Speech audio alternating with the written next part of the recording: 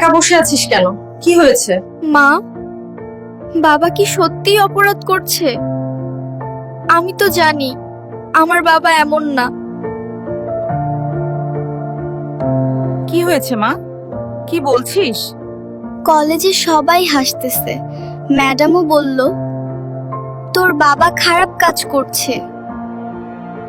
মা, যদি বাবা সত্যিই দোষ করে থাকে তাইলে তো কোর্টে বিচার হবে, সেখানে প্রমাণ হবে বাবা দোষী না নির্দোষ। কিন্তু তার আগেই সবাই বাবারে দোষী বানায় ফেলতেছে কেন মা? এটাই রে মা, মিডিয়া ট্রায়াল করে সত্য জানার আগেই মানুষ রায় দিয়া ফেলে। দোষ হোক বা নির্দোষ, মাথার উপর একবার কলঙ্ক লাগলে সে কলঙ্ক ধুইয়া মোছা মুশকিল। এটা যদি ওরা বুঝতো।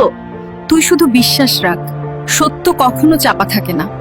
একদিন সবাই দেখবে তোর বাবা কেমন মানুষ ছিল।